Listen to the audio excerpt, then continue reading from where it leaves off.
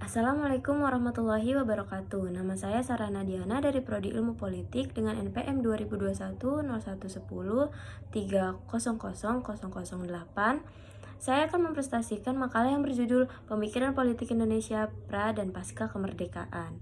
Saya mempresentasikan ini dengan maksud tujuan untuk memenuhi nilai UAS saya. Oke, saya lanjut. Panjangnya perjalanan kemerdekaan Indonesia sebagai sebuah bangsa yang memiliki peran penting dalam politik global hingga adanya proklamasi kemerdekaan pada tanggal 17 Agustus 1945 oleh Soekarno-Hatta membuat bangsa Indonesia sejak saat itu diakui kedaulatannya oleh negara-negara tetangga. Lahirnya organisasi nasional yang mempunyai tujuan untuk memperjuangkan kemerdekaan Indonesia, pemikiran politik di Indonesia sudah dimulai sebelum era kemerdekaan dengan generasi-generasi muda intelektual yang melawan kolonialisme.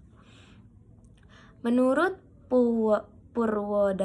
Darminto, pemikiran adalah cara atau hasil berpikir, sedangkan berpikir adalah menggunakan budi atau untuk mempertimbangkan, memutuskan, dan sebagainya.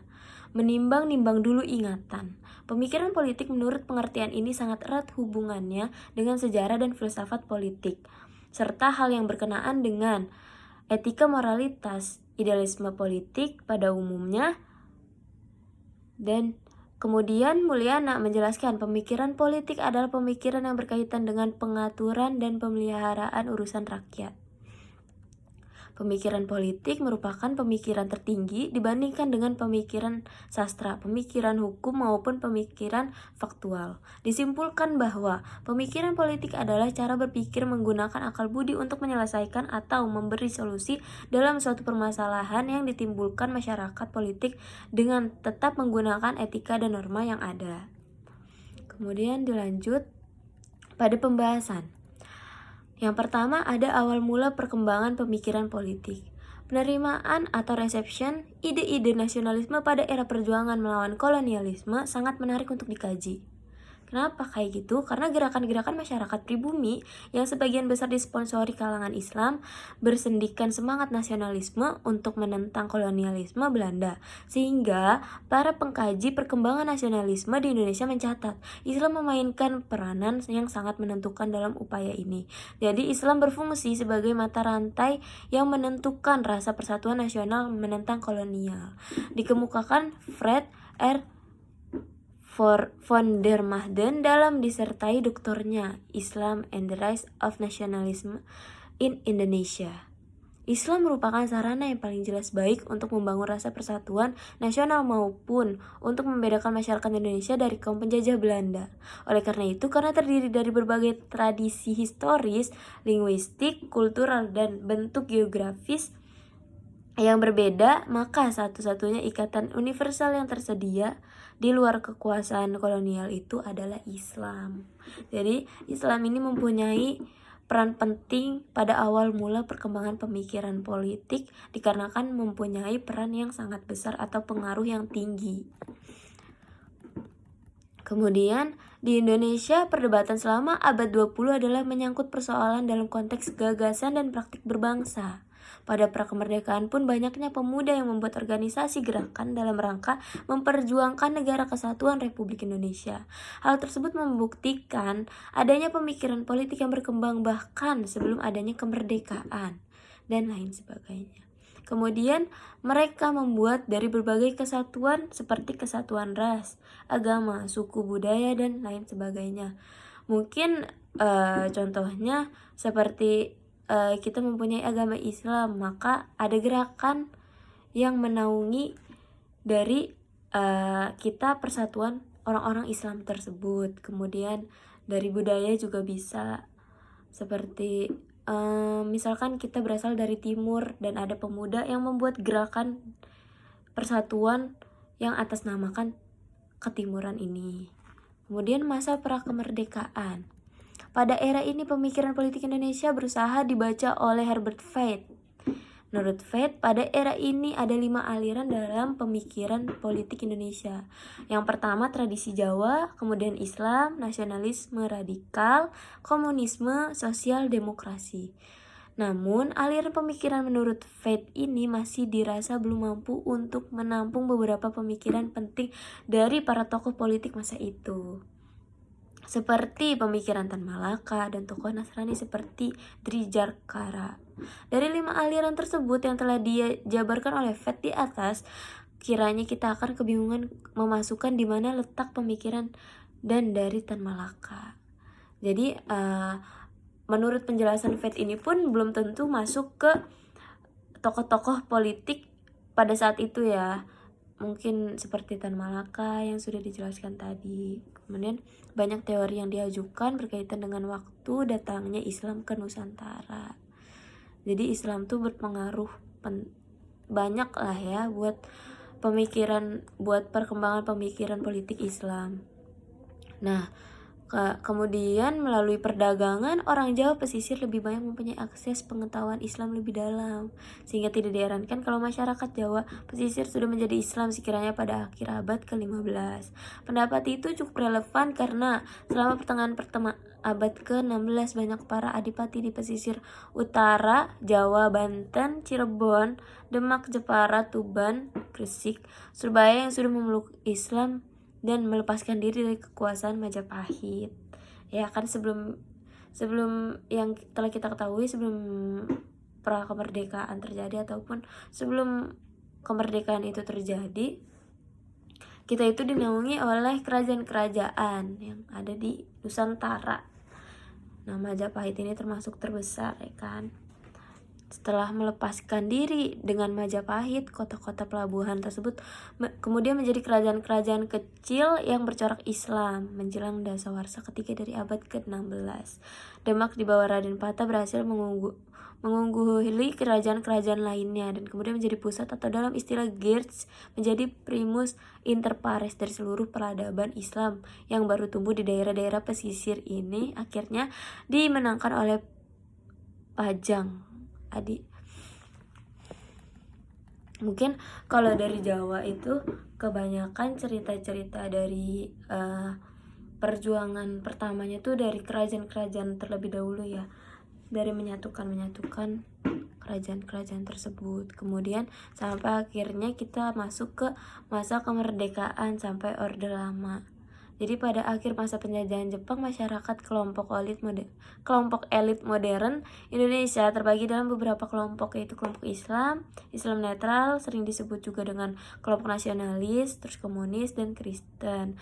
Masing-masing kelompok ini mengusung ideologinya sendiri-sendiri, namun dalam perjuangan ideologi negara, ini disederhanakan menjadi 2 kelompok, yaitu kelompok yang menginginkan Indonesia berdasarkan agama yaitu Islam, kemudian kelompok yang menginginkan Indonesia berdasarkan ideologi non agama yaitu kelompok nasionalis. Nah, perbedaan ini tentang dasar negara tampak ketika bunyi sila pertama dan dari Pancasila, yaitu ketuhanan yang Maha Esa, dipersoalkan oleh kelompok Islam. Menurut kelompok Islam, pencantuman sila pertama tidaklah jelas, maka perlu ditambah dengan kata-kata dengan kewajiban menjalankan syariat Islam bagi pemeluk-pemeluknya. Cuman mungkin kalau kita memakai menurut dengan kewajiban menjalankan syariat Islam bagi pemeluk-pemeluknya, itu tidak menyatukan Indonesia juga kan. Makanya jadi pertentangan dan jadi pertimbangan banyak tokoh atau banyak kelompok pada saat itu. Sehingga untuk memecahkan ketegangan tersebut, maka dibentuk panitia melalui pengumpulan yang sulit. Pada tanggal 22 Juni 1945 dicapai satu modus vivendi dengan merumuskan suatu gentleman agreement tentang pembukaan Undang-Undang Dasar yang oleh Yamin dokumen ini dinamakan Piagam Jakarta. Jakarta Charter. Itu berarti cita-cita kelompok Islam sampai pada detik ini terakomodasi dan bisa dianggap sebagai kemenangan kelompok Islam. Kemudian kemenangan ini akhirnya berubah ketika pada tanggal 18 Agustus 1945, tepat sehari setelah Indonesia menyatakan kemerdekaannya atas keberatan dari kelompok nasionalis dan orang Kristen dari Indonesia bagian timur, 7 kata yang berada dalam Piagam Jakarta tersebut dihapus dari naskah pembukaan Undang-Undang 1945. Nah, peristiwa tersebut dijadikan sejumlah kelompok Islam merasa dihianati, sebagaimana yang diungkapkan oleh Ansari. Segera setelah para nasionalis yang Islam mengetahui bahwa Indonesia merdeka yang turut mereka perjuangkan, bahkan berdasarkan Piagam Jakarta pun tidak, maka the majority of the Muslim population felt disappointed. Jadi kekalahan ini oleh generasi Islam berikutnya dipandang sebagai kekalahan dan kelemahan politik wakil-wakil umat Islam. Kemudian menurut Nasir sendiri, peristiwa tersebut itu tidak boleh dilupakan. Bentuk kekecewaan umat Islam keputusan tersebut muncul dalam bentuk pemberontakan di beberapa daerah dengan tujuan mendirikan negara Islam. Misalnya di Jawa Barat, Kartosuwirjo pada tanggal 7 Agustus 1949 memproklamasikan negara Islam Indonesia. Jadi mungkin setelah adanya kelompok nasionalis yang ingin netralnya akan pembentukan Pancasila tersebut dengan adanya syariat Islam gitu ya. Nah, karena banyak pertentangan yang akhirnya diambil jalan netral jadi berketuhanan yang Maha Esa saja, itu menimbulkan pemberontakan pada saat itu, pada saat kemerdekaan. Kemudian masa awal Orde Baru sampai akhir 1980-an. Harapan umat Islam untuk bisa ambil banyak bagian dalam politik di Indonesia setelah ikut membantu menumpas pengikut PKI pada awal pemerintahan Orde Baru tidak berwujud. Menurut Fakri Ali, hal ini disebabkan oleh warisan kesalahpahaman dari pemerintah kolonial yang menganggap bahwa Islam sebagai sumber pemberontakan dan munculnya sebagai berbagai pemberontakan kelompok Islam seperti DI atau TII. Pemerintah Orde Baru cenderung fobi terhadap gerakan politik umat Islam. Jadi mungkin kalau sedikit kesimpulan dari awal Orde Lama sampai Orde Baru, bahkan pra kemerdekaan pun Islam itu mayoritas di dalam Indonesia itu sendiri. Tapi di dalam Indonesia juga kan terdapat berbagai ras, suku, agama, budaya ya kan, yang mengharuskan kita untuk menjadi persatuan, karena itu yang mengembangkan pemikiran politik pada akhirnya ya kan. Kemudian akhirnya pada 1980 sampai 1998, pada tahun 1970-an Soeharto sangat berhati-hati terhadap Islam. Namun pada akhir 1980-an Soeharto dengan para pembantunya mulai merangkul kalangan muslim dan meninggalkan mereka yang non-muslim dan abangan. Hal ini disebabkan dukungan dari pihak militer untuk mengokohkan kekuasaannya sudah mulai melemah. Jadi ada maksud juga nih dari Soeharto mendekati Islam, mungkin karena mayoritas Islam tuh banyak juga ya kan. Setelah mengalami pembungkaman selama bertahun-tahun di bawah kekuasaan Soeharto, politik Islam berkembang dengan begitu pesatnya pada masa post Soeharto. Jadi pada Soeharto ini ternyata Islam itu berkembang pesat lagi kan.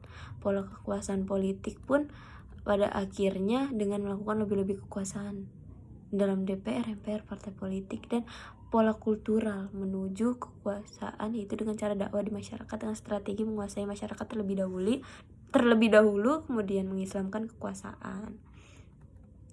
Nah, mungkin ini sebagai penutupnya. Pada kesimpulannya, seorang muslim yang kuat dan punya karakter Islami dapat mengatasi segala permasalahan politik yang ada karena punya etika politik dan moralitas yang santun.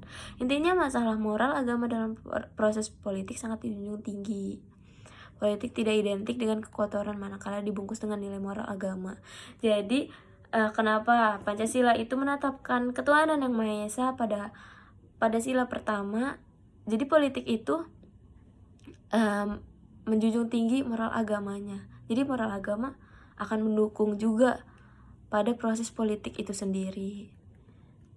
Kemudian lalu problem politik yang perlu diperhatikan adalah bahwa keterpurukan bangsa ini nampak ketika banyak orang yang bukan ahlinya memegang tampuk kekuasaan. Ada dua syarat dasar yang harus ada pada diri seorang pemimpin. Pertama, ilmu, dan kedua adalah tubuh yang sehat.